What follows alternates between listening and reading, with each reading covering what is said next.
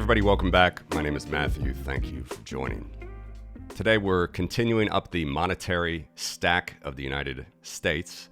In the last couple videos, we talked about the monetary base, which includes M0 and bank reserves. Bank reserves are the jagged negative figure there you see, and that is literally money printed by the central bank. Okay, this is cash for banks. It's only banks have access to this cash, including vault cash, as in this black negative shaded area, but that's a pretty small proportion, about 6% to be precise, of all cash, because most of the cash is in M0. M0 is the gray positive shaded area, about $2.2 trillion at the moment, you see, M0. And we talked about M1 in the last video as well, which is M0 plus demand deposits.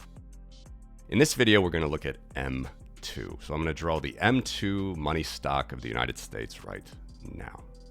So again, in this video, we're not doing any analysis on the changes. Of course, you can see big changes of money printing during COVID. You can see a faster clip of money printing after the GFC compared to before the GFC. You can see it rises a little bit faster, all of the money supplies, for sure. But I just want to explain here what is M2, because a lot of people still confuse this. M2 is M1 plus less liquid retail deposits. What does that mean, a less liquid retail deposit? Well, primarily, when we think of liquid deposits, the demand deposit comes to mind. And indeed, that's the darkest green shaded area here, denoted by the 1. Between the 1 and the 0, that's demand deposits. This is how this thing builds out. Okay, 0 is the most liquid public-facing money supply. This is the cash that all of us can use. There's about 2.2 trillion of it around the world, not just in the United States. But in the United States, the Federal Reserve tracks demand deposits, very liquid. This is for both retail and institutional, by the way. Anytime a firm or an individual wants to spend cash to another bank, write a check, so on and so forth, that's M1. What's M2?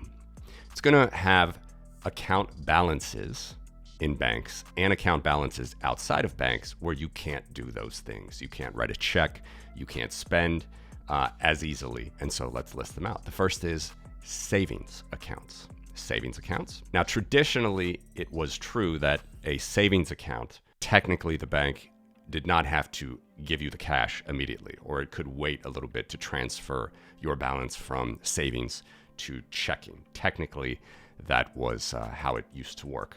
The United States, as usual, makes things confusing from the very clear money supplies they used to draw up in the past. From COVID, from all of this crazy stimulus and money printing, there basically is no difference between a savings account and a checking account now, according to the law, in the last 4 or 5 years. So you can see that, and a lot of people get confused because the M1 money supply, which I have appropriately backdated here, the Federal Reserve doesn't do it. And of course, it's not going to be exact, but this is, again, I talked about that in the last video.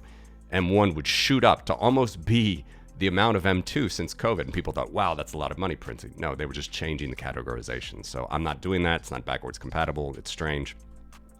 A savings account typically would give you a little bit more interest, but a little bit less freedom with your money. Okay.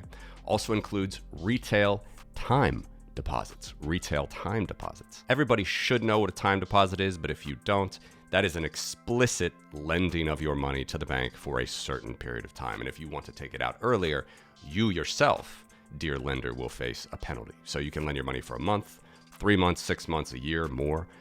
That's a time deposit account. That's included in M2 here, the M2 non-M1 portion. Hope you're finding these videos creative and to the point when it comes to navigating the rough waters of the financial system. And I'm happy to share with you a platform that can do the same when it comes to getting a loan secured by your Bitcoin, and that is Debify. Debify is a non-custodial, Bitcoin-backed lending platform designed for people who want to borrow against their Bitcoin while maintaining full control. Debify offers institutional-grade liquidity through independent lenders, allowing for high-volume loans of up to 5 years.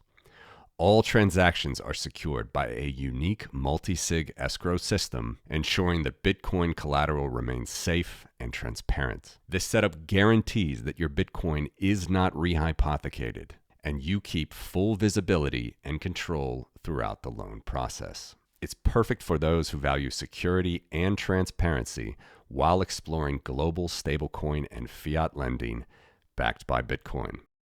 So head on over to debify.com today to get started.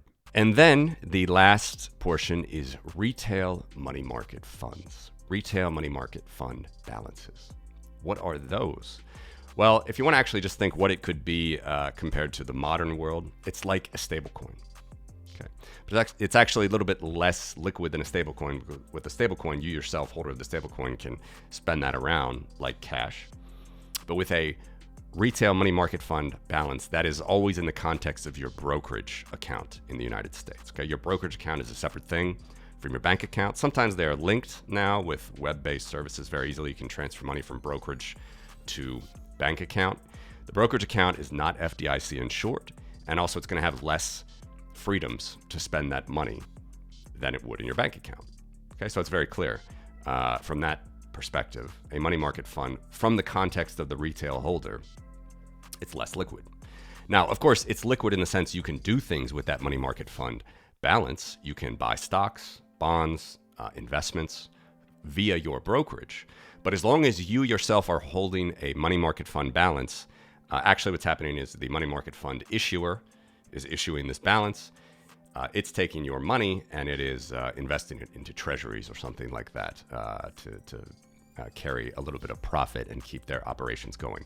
But most of the time, unless people want to be in cash, most people, when they have money in their brokerage accounts, they want to do something with that cash. They want to invest it further into stocks, bonds, so on and so forth. And this is all in the context of the retail account when we talk about M2. Now, one more caveat, actually a couple caveats here, is that the United States isn't completely strict on this retail versus institutional delineation. They do that for the money market funds, and the balances there. But for the time deposits, they actually just delineate between small time deposits and large time deposits. So the small time deposits, or typically we think of just retail type time deposits, and indeed other countries use this retail delineation, that's in M2, okay? But, and this is the other caveat basically in how I'll end this video, that should beg the question, if this is just retail, less liquid retail balances inside of M2, where is the institutional money? And you'd be asking a good question. Why is it today on Twitter or anywhere that you see people talking about the money supply, they're always looking at M2 as the broadest money supply, or some people compare M2 to Bitcoin, which is not appropriate at all, as I've talked to many times in this channel and on my podcast. Where is the institutional money? And the answer is it's inside of M3, the M3 money supply. And the United States Federal Reserve has not published M3 since 2006. So we're going to build up our own M3 money supply in the next video. Hope this helped you. We can see that the total M2 money supply and max balance it ever was almost $22 trillion in the peak of COVID. Now it's down to $21 trillion or so.